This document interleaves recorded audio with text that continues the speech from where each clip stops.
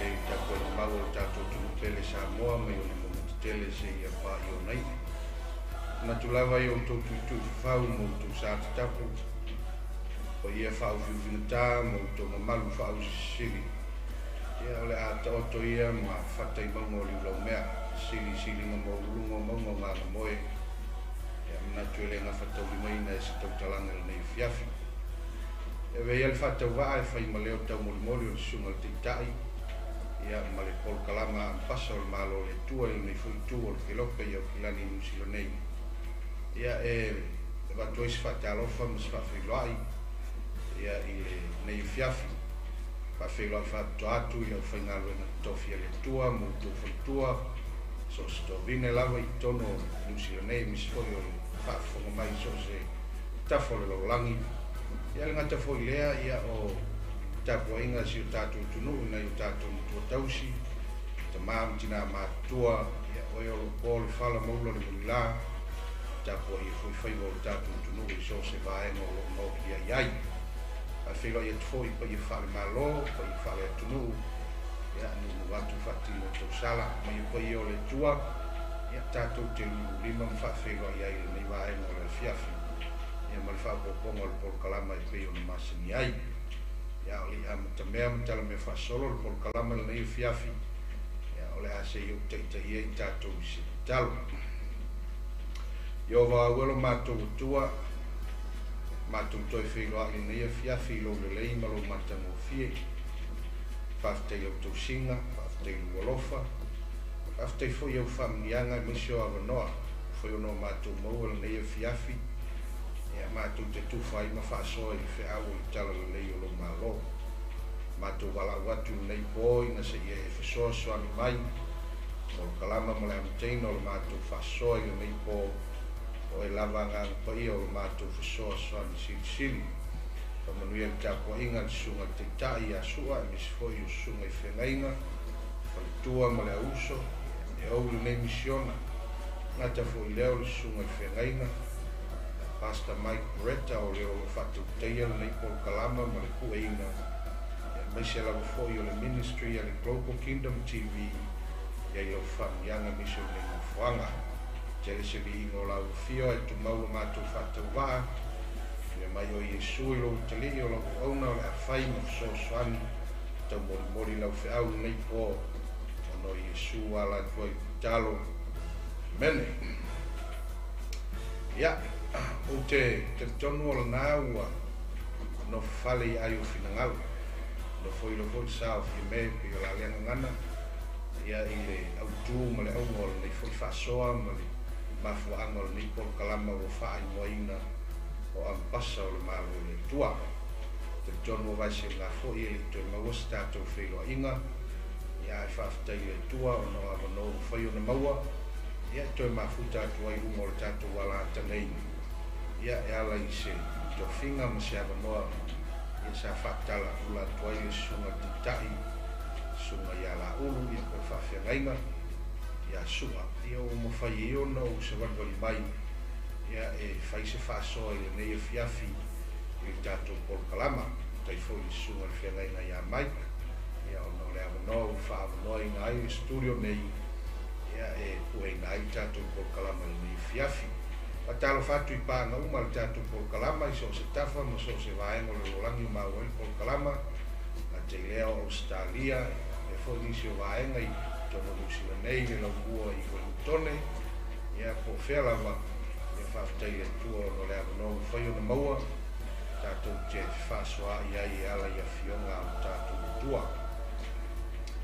O le nei a fiafi o le a tau mawhai e whaasua i a te oi se au tu e pei o na e sila e runga le tātou screen o tātou live streaming nei fiafi ua whaau tuina ia o le tausinga le tupu i ona tangata ia po le the king cares for his people o le tausinga le tupu i ona tangata anu o te fia whaavaina la le tusi ale Mataio i lona mta upo sfuma le wha ia a o le foi upo sfuma le wha se ia whaapau mai le foi upo sfuma le tasi na o le ama wai se wha soa o nei fiafi ia e fesoasoani e faapena ona lima taʻitaʻina ai le tatou polokalama me se foʻi o faiga o le faaiʻuga o lenei mai aso paafofagaia o le a ou faitauina le tatou tusi faitau ua maliu atu iesu uana silafia le motu o tagata e toʻatele ona mutimuti vale ai lea o lona alofa iā te i latou ua faamalolo foʻi e ia o latou mai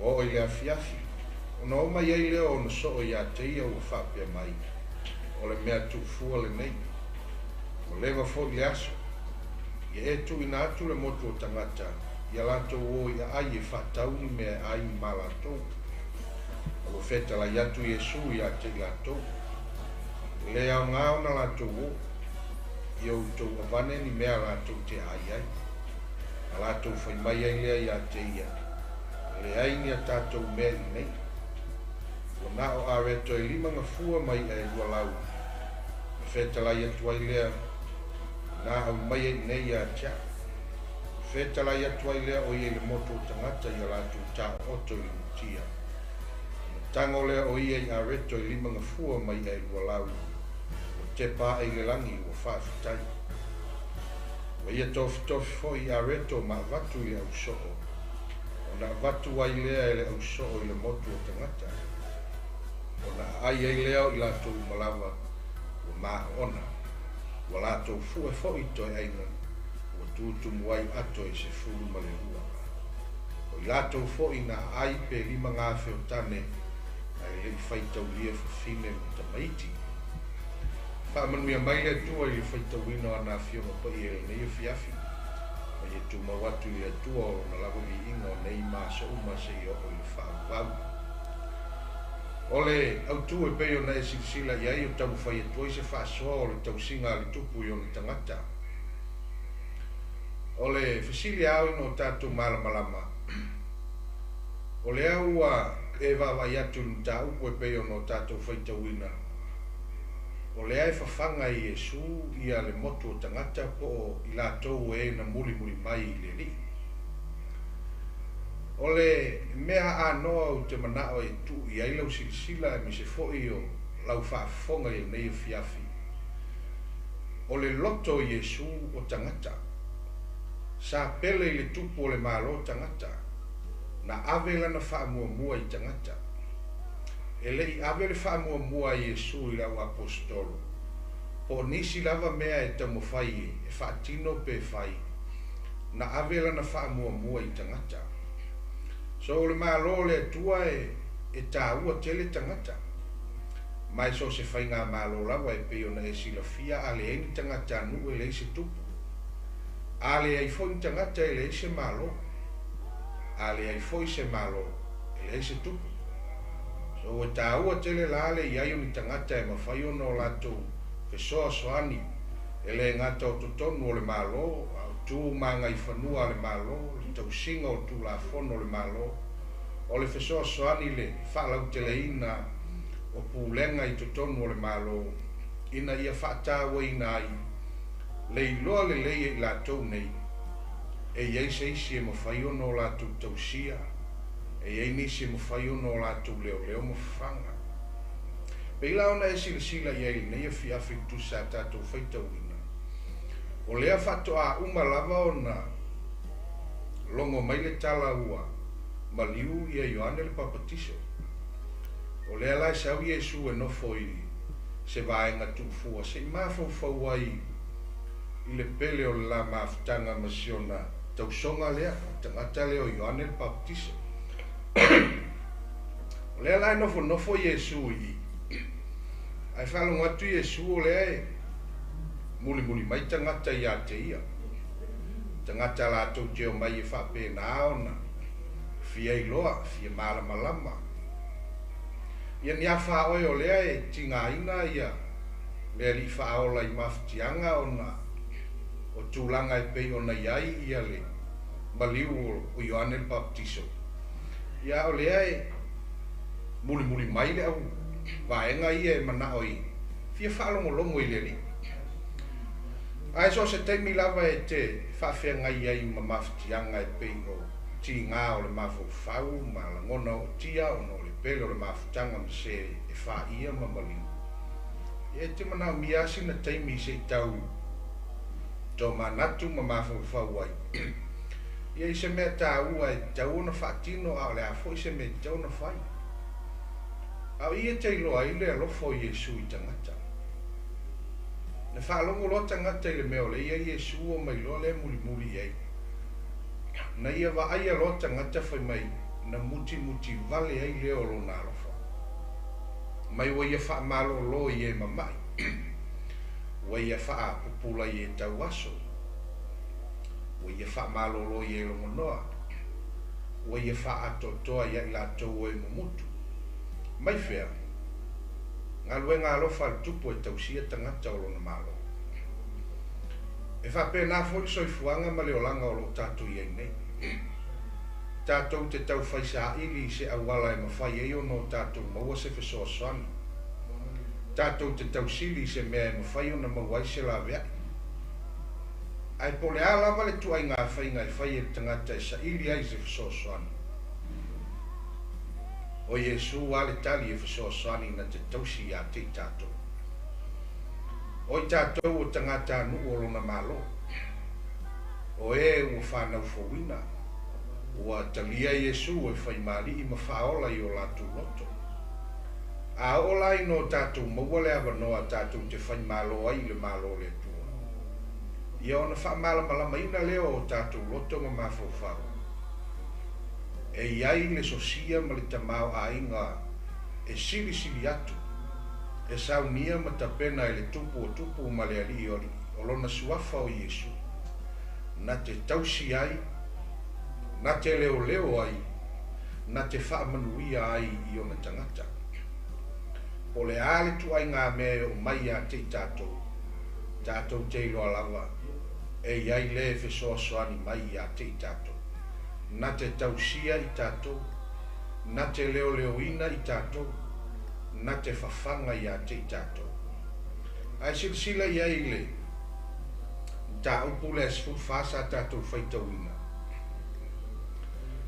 o le foi upu lenā e sefulu ma le lima o loo talanoa mai faapea ua o'o i le afiafi ona o mai ai lea ona so'o iā te ia ua faapea mai o le mea tu'ufua lenei ua lewa fo'i le aso ia e tuuina atu le motu o tagata ina ia latou o e fa'atau ia latou mea ai ma latou e o ia ai e fa'atauni mea e ai ma latou silasila iai le agaga leia i le ʻauso'o paua lea o le mea e mana'o ai le ʻauso'o na o leo mai o tagata fa'alogologo ae a'uma toe alu tagata ia i le mea le sau ai e leo iai se agaga alofa e leo iai fo'i se manatunatu fa'apea e fetala'i le mafaufau i se mea tapena a'uma e le mea lea talanoa ai iesu le motu o tagata ia ona avatu lea o se mea fai ai se tausiga a le motu o tagata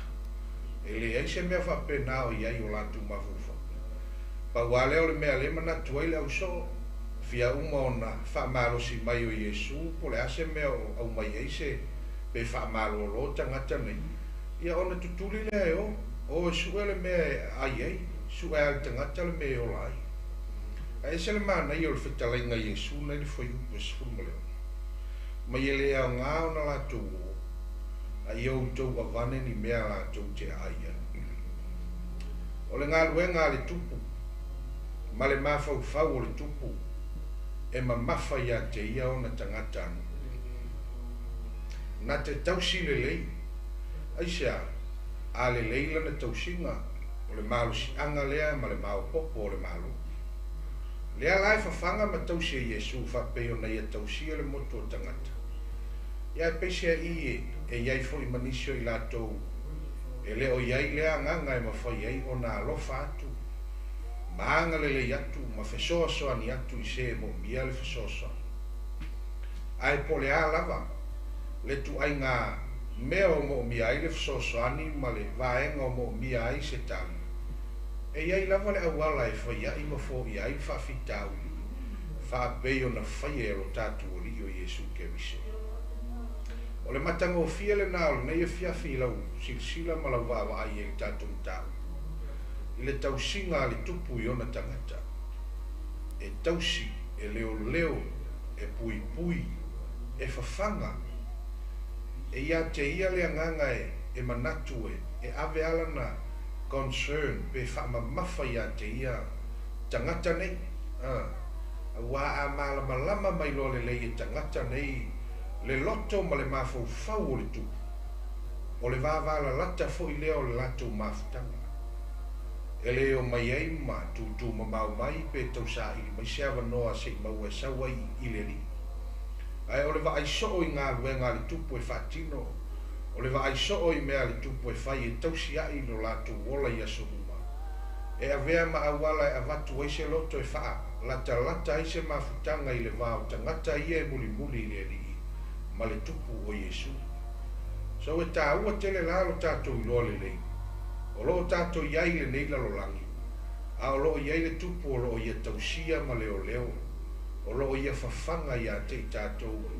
I teimi tātou te mo mi ai le fasosani.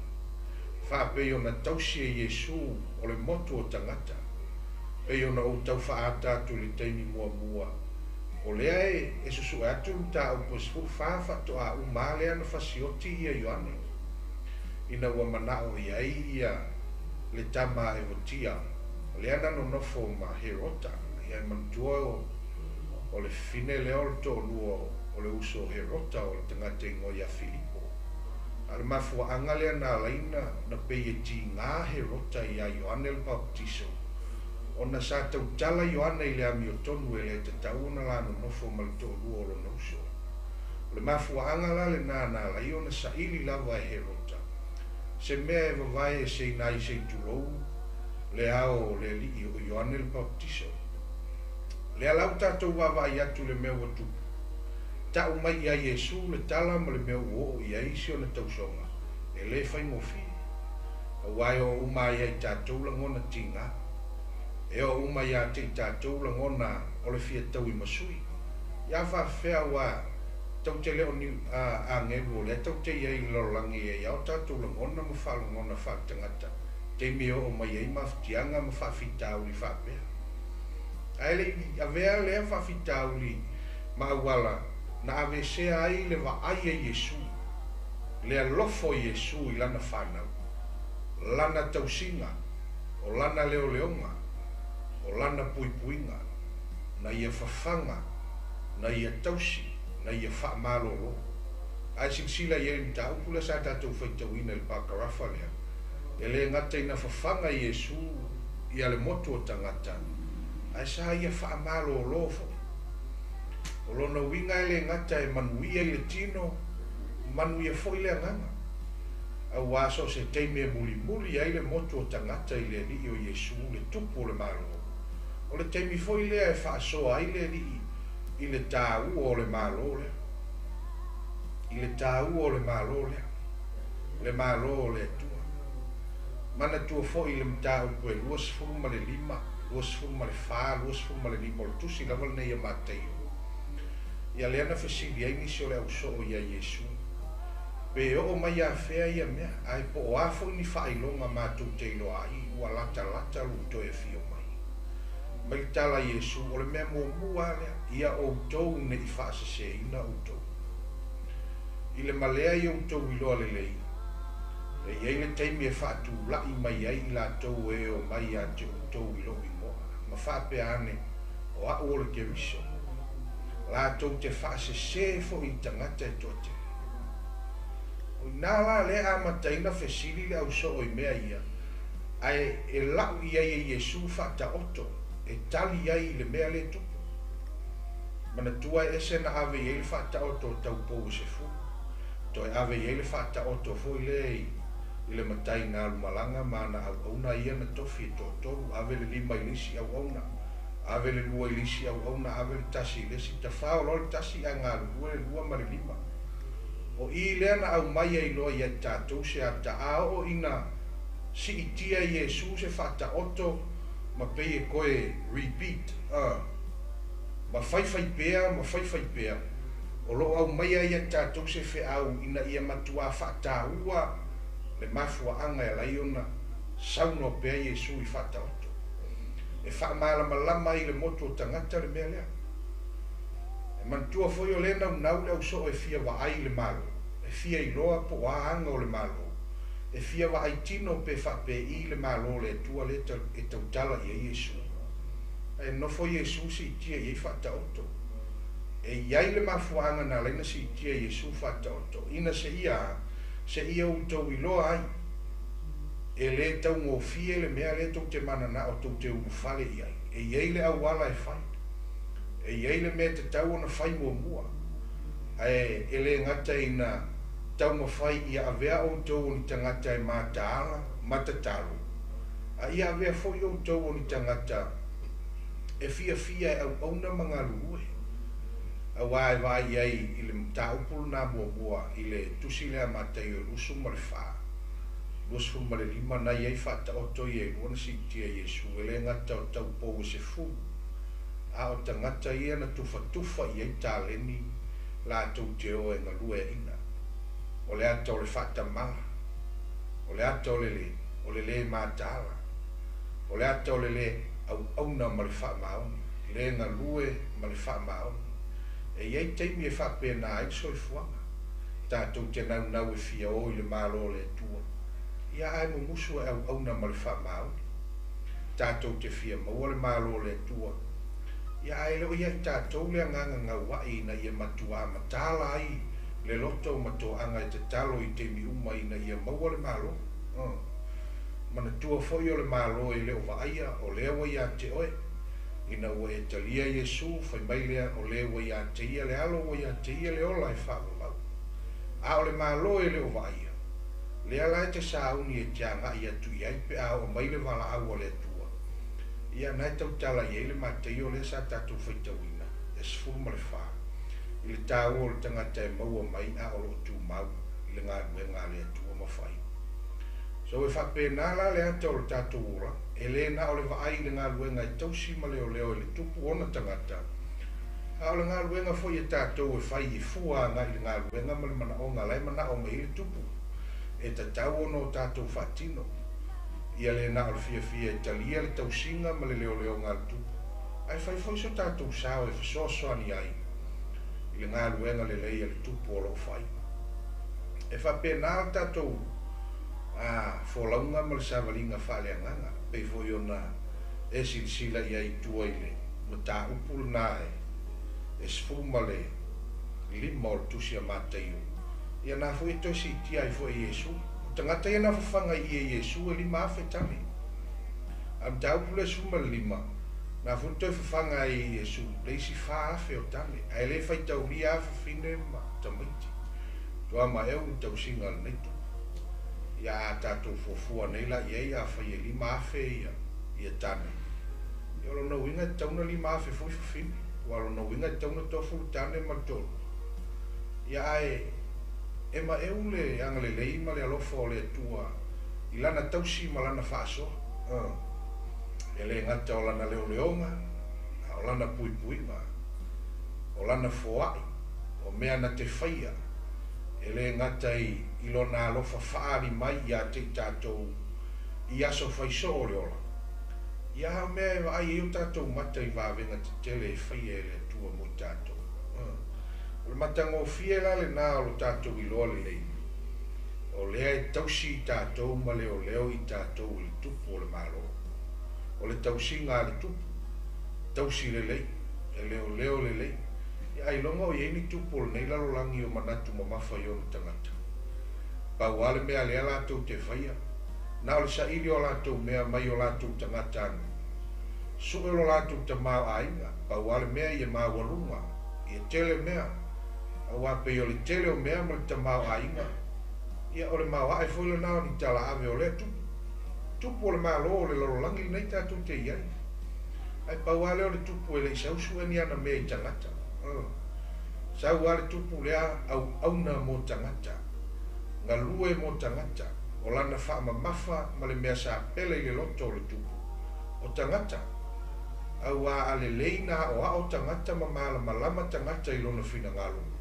o le vave salalau fo'i lea ma lau tele le malo le atua i tuuiga o le lolo ia le ala o mai fo'i nei atunuu ma nei mea o lou toalala ma ona fonofo ai ona o le lelei o i latou o ia samua'i au maia le tala lelei o le malo o le atua mana tua tatou te le'i feola mai loa o komeki nga e silafia ma o iloa le tuai ngā avenga e ave i tala lelei e ina e nono mai fo'i isi sa latou ao tufa le whasoa ma au mai la latou fo'i silafia i mea fo'i sa ao mai e lisi tupulanga ia i latou lea fo'i lau tatou maua e tau fo'i lao no tatou ao ma fai fae tete ma le iloa le lei o le mea le fai ina i o atu i lisi tupulanga o la ae o la ola bea le mea le tatou te fai o le tala le lei o le malo le atua o le tala i le lei e leo se tala leanga o le tala i le lei o le tala i le lei ei ainga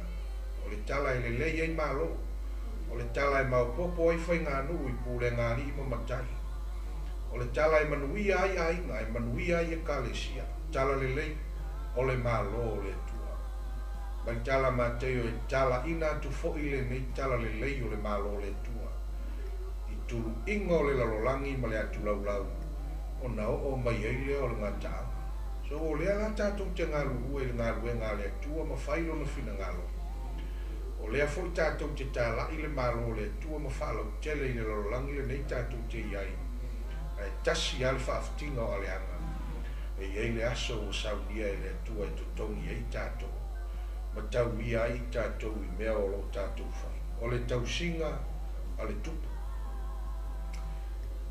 o le tausinga a le tupu na ngata mai tatou fai posumo le ono fai posumo le fitu na latou fai mai lea ia te ia le ainga tatou mea i nei ua na o areto e lima ngafua mai e ua lau ia nai mei titi ia e le tele ni mea o iei le uso wa le ufisini mai e sumpo ani mea o iei ia ua na o le pau i o mea iei ai fai mai la Iesu e avatu o le tala Iesu e le mana o Iesu e o tangata nei e le ai ta si le anganga o lo iei o tatou e te le au na fua i le ngā luenga le atu e te le pese fua i le ngā luenga le atu e te le tala i fua i le ngā luenga le atu e iei le aso e iei le taimi wa tofa e le ri e au mai ai a te oe le tau i o lau ngā luenga o lo fai pei fuilano o tatou wa ai ei e ui wana o ni tangata e muli muli e whaalongolongo i le ri o Iesu ia e li a vea maawala e nā tia ai le nganga i te tau o na whaatino le alofa o se tupu e mawhai o na whesoasoani o na tangata maanga le lei o na tangata e le na o teimi e so longa le lei ai ia o teimi foi o mana o mia e tangata le whesoasoani o teimi e fia vai e se whesoasoani whapea e tūlai mai e se tupu o lo iai le alofa ma le alofa muti muti vale e whesoasoani i o na tangata na whawhanga a Iesu o mana whai talo na tofi lea o le areto ma watu o na so na tufa lea le mea nai mau whai nei mea i titi ai tutupu mai ei vale o na tau tial na o tupu o lo tau sia lo so i fua ma lo ora e le ngata o se tupu ma tau tia o fofungia sili ase e te wa ai ei o na wawenga i te mi uma e te sila i me tutupu i te tonu o lo ai pe a o i no tatou whaamua le malo le tua malana mi uto tatou te iloa le lei e le iso tatou ato atoa e iei teimi e ela ai le whatou tenga e iei le teimi tatou te sasi ai ia e le mawhai au na tuua le alofa tau muli o le metu e tuua wanoa mai ia te oe e sa ili se teimi ma se awala e mawhai ai o na whai se le linga i le waa hoe ma le atua tatou te le ato toa pe o na uwhai atu whaafitu ona paule a me utonu i aso tasi ai po ame tutupu o soifuanga ma le olanga e iai ale amanoa e tu mai e Iesu mo oe ma mai upo le pese hoi le masani i tatou e ui aina toa tele i latou e o mai ai amanoa pea mo so se tasi o le amanoa e mawhai ei o no tatou whaia se filifilinga te tau e mawhai ei o na avea le tupu o le malo le tu. Mali I mawhaola I utu soifua ma so matu ola. Ao se au nanga e wha au ina ia whaia pea. Ia le ngata o nei a o aso umore ola. E mawhai ei o na e ngalue I le mea wa au mai e le tua e te au na ma e ngalue ai. Al tūlanga lana tau singa tu e whawhanga a Iesu. E uia o le te vai mai to tele o le motu o tangata ma e whai tau I ai. E alu tau tia lana o le tau singa tu.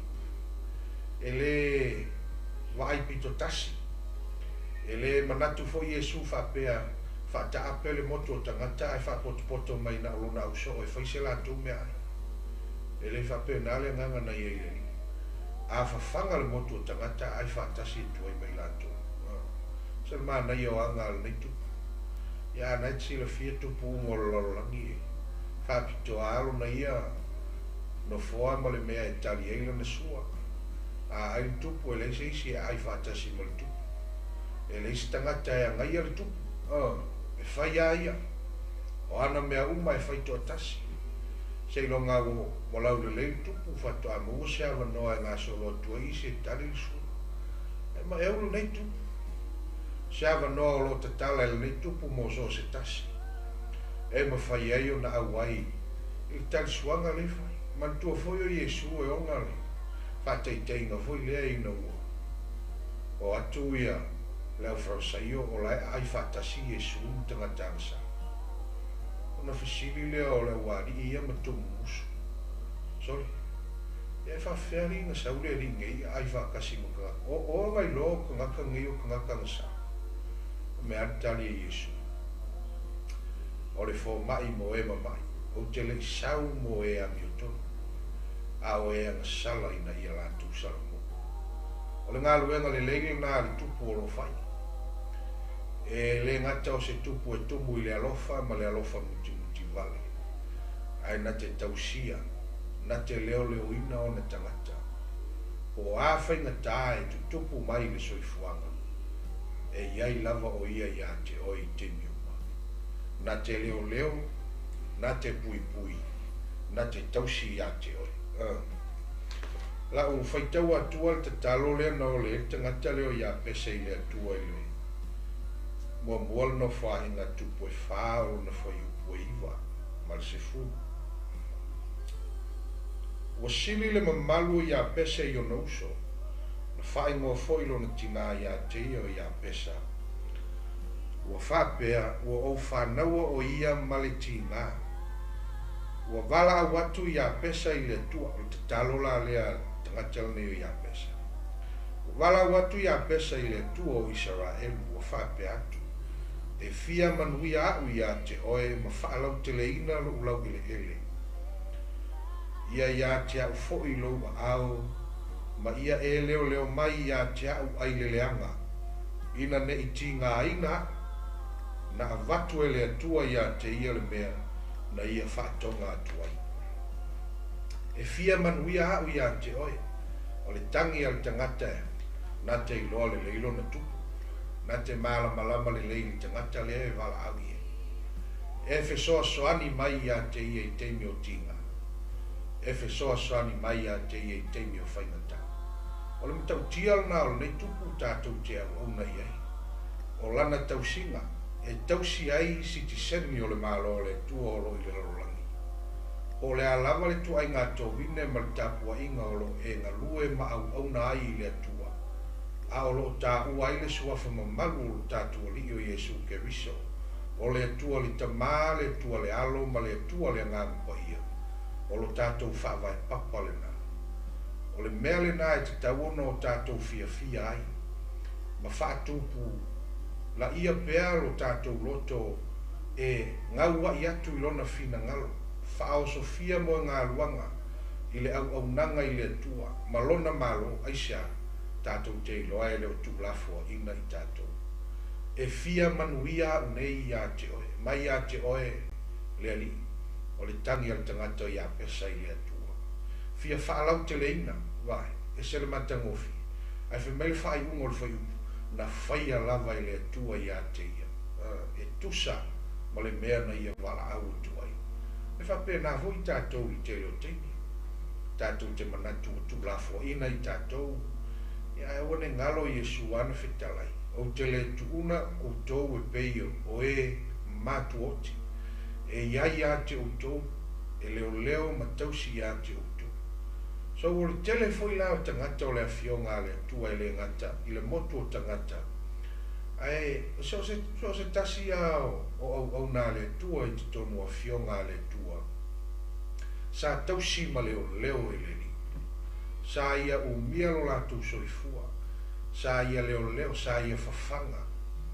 Sa ia I teimi na manatu ai wa tu la fo ina. Ai le ai. E leo po ngisa le langi a le tua I lana sila fangati. Na te sila fia ai tātou ma le au nanga o lo fai. Po le alawa le tua I ngā mea tātou te ngalu e ai. Ia awane ngalo ia te oe. O le leo ngā lea tupula.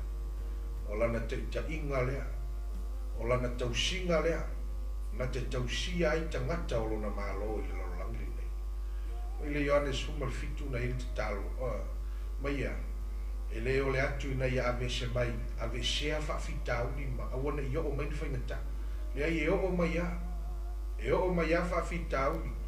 E o maia whaingata. A o le tangi e tuai. Ia e leo I la tau I tutonu o whawhitau ni ma whaingata. Se vai mata ngō fiolo I loa le leo tu. E le mwhaino tātou sola ese mai whawhitau ni. Tātou te leo ese foi mai whaingata o leo langa. Tātou te uia ia. Upuia, sawaina, o tala, o upu o tangata. O e lātou te whai ia te oe malo wala uina. O e lātou te vai maulalo ia te oe I lou tūlanga o se kemisiano wa whanau fōwina. Mangalue ina leo langa e avea ma tangata fou ua whatūlai I kemisa o ngolo whinangalo. Au e te popoli. E o mai a whawhitau I tātou te ui I tau ma whaingatau leo langa. A o le me silio na tāu waina I e sila fia le leima o iloa. O lo tausi tātou e le tua. O lo leo I tātou e Iesu. E selma nai o le. O le tala se tasi I whaiwhi au lea sa kou te whapeala na tautalanga. If we are to be a true representative of the kingdom, there must be compassion, love, and concern for the people. A whai o I tātou moni a o ni tangata o le malo o le tua I le lalolangi le nei.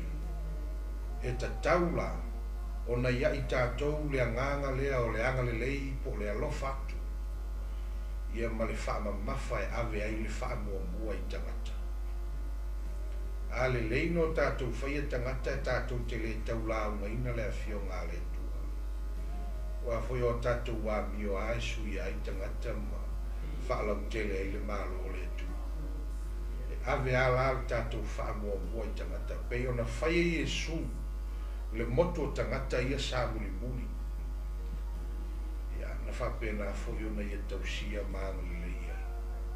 Sa tupu foi o I Mataio na esfulima pe ona tuna tuluma.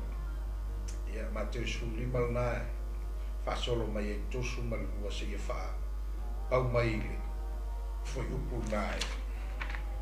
Tolu sumleima. O lo tau tala I foi Iesu li tā ua. O le tausinga lea I le moto o tangata. Mai no whai atu Iesu. O te alofa atu I le moto o tangata. O le aso tolu le nei o tātou no nofo mai lātou. E le aifoini a tātou mea ai. Mai lantala Iesu na pi e whaama mai ai ngā ile. Foi upul na tolu sumalua. O te le ma whai o na tu ina atu I lātou e o mate la ina. Na I lātou lai loa I le ala. E lei ma whai Iesu o na tu tangata. E musu le li e ame esia. Na Iesu si a whai na I lungo le ala. A su atu e mafua mai o na ua. Tu logo mori. Tau ona I se tau singa e whai. E whapena le anganga o lo tātua li. O I e teilo ai le anganga o le li o Iesu e tupu o le malo. O lana tau singa e leo e pui e whawhanga. I tangata nei o lona malo.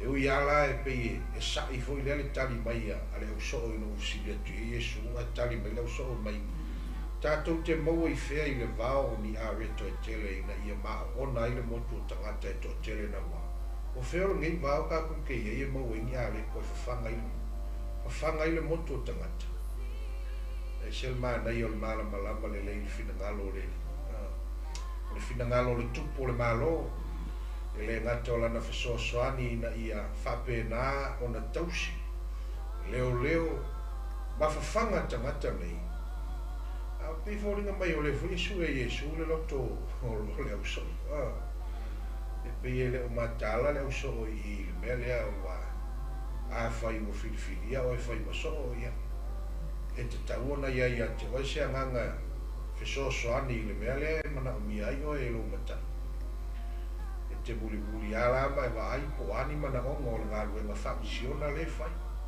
ai le na ona buli e pe fa penale nga le se ile uso ya ona ole e pe ole e ui mai to tonu me nei makoleni mai ai Yesu ya le uso o ina ia fa matuaina fa le nga ma mala malama le lei ile ta o le fe au mo le sa vali le tatu te pisa nei le malo le tu le se me fe na tai lo le mai mal malama le me le tu tato ye nei aso fe na tato ye vai te mi ua ta pisa to tele lo ke siano te mi bulbul te mi o lui tau ma fa fitau le olanga tu tele le poto ma le tambai wa fa so ina fo le tele o tangata ile tele tu ina nanga o me tutupu le olanga sa ona tutupu iaso ia vai ai o pe ia o se tala fa ngongo i fa matala le oti mai o le ia vai o nusi i tonwai o le tu a aso ia sa file mu e pe i fa te ia talinga i fa longo a tau mai maliusi a tangata i sea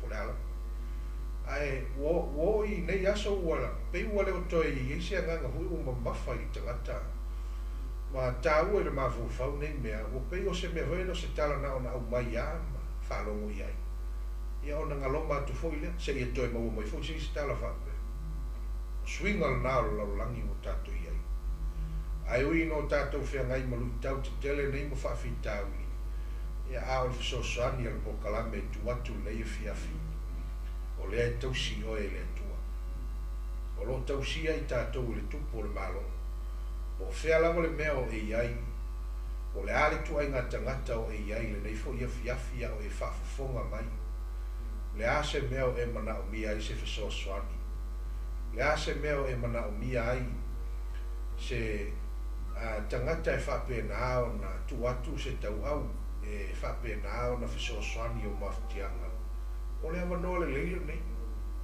te wala au atuai le li o Yesu le tupo o le malo a fio mai e to tonu o lo nei loto tala atu lo loto ia te oe te fio mai e te no futupu ai e fai oe mo wali e fai oe mo whaora o le atua na te au mai e suinga le lei o tato ola po le ale fai na tau le soifuanga malu i tau le olanga tato te ui ai tato te maua lama le file mu pe ao tato malama lama le lei i le loto le ai ai le tupu i le loto lo iai le tupu o le loto e alofa i tangata e tausi i tangata e anga le lei atu i tangata e fesoasoani atu i tangata o le alava lantu ai ngā savalinga ma le olanga o lo tatu iai la wane ngalo ia te oe o le alava iai le tupu na te fai se awala e fesoasoani mai ai mo tatu i le nei soi fuanga o lo tatu iai e tausi i tātou le tupu fai tau atu le tusi e iwa o le tusi lea Mataio al fai upa tonsu mo le ono ia ma tau whai ui wa tuai foi se tau talanga o nei a fiafi e tusa o le teimi whatulanga ina tuina mai e te tai ma le o le kalamari nei a fiafi Taio iwa o lona fai upa tonsu mo le ono ua sila fia ia le motu o tangata ona muti vale ai leo lona alofa ia te i latou ona ua la iloa i latou ma tu'u lafoaina e pei o mamoe e le aiso latu leoleo.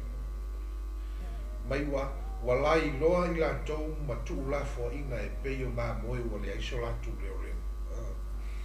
Ona fetala ia tu leo ia i le ausoo e tele le saito e seleseleina a o leo whaingaruenga e to e titi. O lea ia utou ai o iatu i le ali i ana le saito e seleseleina ina ia au ina mai e ia ni e ngā luhue i lana saito e seleseleina. Tele le saito a ua to e titi le au whaingaruenga. E mana o mia i Yesu le tupu o le malo ni isi tangata e fai ngā luenga mō lona malo. E ngā luea ina le ngā luenga ina ia seleseleina. E wa ai ma le alofa Yesu i le tōtele o tangata. Tātou a tātou o atu e vai atu i inu ngā pia ma o nanga.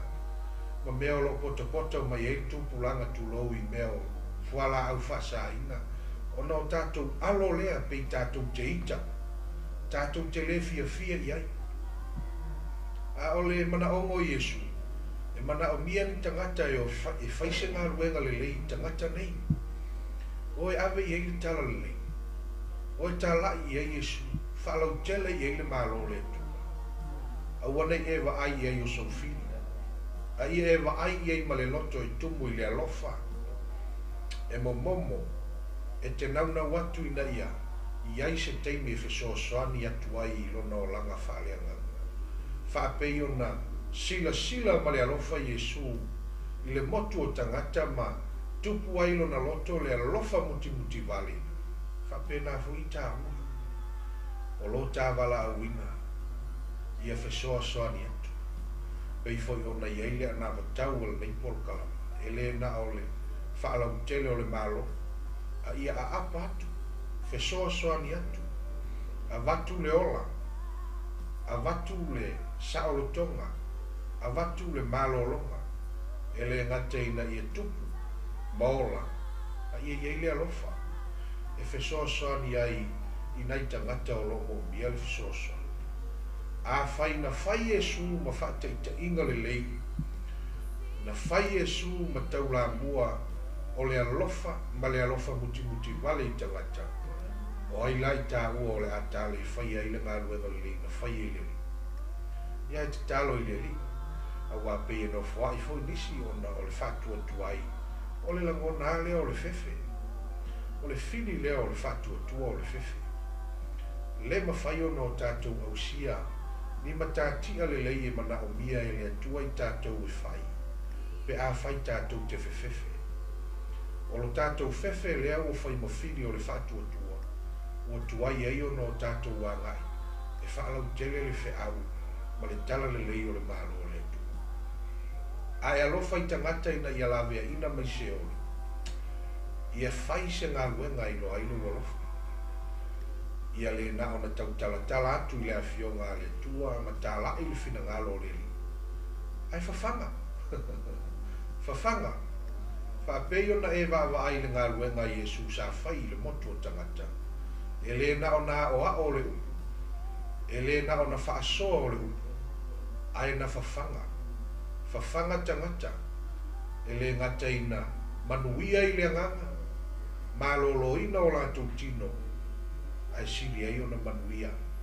E pei ona iai le ngālue ngālo whale li i sa whai. I le motu o tangata o le whawhanga. Tausi ma leo leo. Ia sa moa ele atu nupele. Whau i malia le tātou Paul Kalama le nei e fiafi. Ma tau whaai wiu le tātou Paul Kalama. Ia au te taritonu o le nāua. Bau si la fia le tūlanga o le autu ma le au o le tātou whasoa o le nei e fiafi. Ia pei ona tau mawhai e tua ili whatau waa o le tōgu ona. O le tau singa le tupu. Tau singa le tupu o le malo le tua. E le ngata ina whawhanga ma tau si tangata. Ai bele fo i a te ia tangata. O lana wha mafa ma lana wha mua o tangata. E leo whai mai Yesu e o tāla ilo na whinangalo i lalolangi. Ina ia whatu putele whatu anga, pe whatu putele la fumana. O le mo onga o le ri, ia tele ni tangata e o i le malo le tua o saunia. O le nafo i le mo onga o le nei Paul Kalama. O le tele o lo tātou tala i atu. O le tele o lo tātou tui atu. O le tele foi nā o le alofa o le tua e fesosani. Musu ia ai loto i lātou e whaalongolongo i ana fionga. Ia mawhato tele ina ai lātou e maua le avanoa. Lātou te whai malo ai le malo le mal malama. Malo le tua. Ua ta pena masaunia mo i tātou. Ia, me foi nei avanoa e matuai maui puenga. I se tala ma se upu o le tautamali i whaafonga. Malua me whale i utofu na ngalo. Poto le tautai. E le mwhai au na atuai atu i le limu o masa. Wat fos whaftai. I so avanoa o mwhai o na maua. I le sunga te tai i a sunga la unu po le whawhengainga. Ia me se foi o le. Por kalama le 𝐾𝐚𝐬 i Nusila nei. Au kilani. Ia ngata foi lea o le sunga i le. Whawhengainga ia 𝐿 ia ona o le whaavanoa ina o le nei studio. Ia e pueina ai ia le por kalama a malo, a mpasa o le malo le tua i mei fiafi. Whamanuia tele le tua. I whaiva malawa singa whai wiwa o le nei vaiaso i se foi o le alo atu. Sau ninga po ia o le malo le tua i se aso sao mua. Tau so i fua i se aso mua tātou toi whilo ai. Ia anga le atu le tua whamanuia i lo finangalo li nei po. Whaaftei tele mo le avanoa, whaaftei mo le talia maia. O le whatau waa o le wauna i tono mota malawa. E ala i le au nanga a le 𝐾𝐚𝐬 i le nei po. O le atatou whai uli te talo. Io vo a uero mātou tama. Whaaftei tele lawa i nei avanoa whai o na maua. Mātou te tufa ma whaasoa ai o le lei ma le tamawa inga o lau fionga. Tai tama o na o lau soso ani mai whaaftei lau. Talo ai lawa si anganga o whakpenao na sila ma mai le por kalama le nei po. E mana o mia le fisoso ani.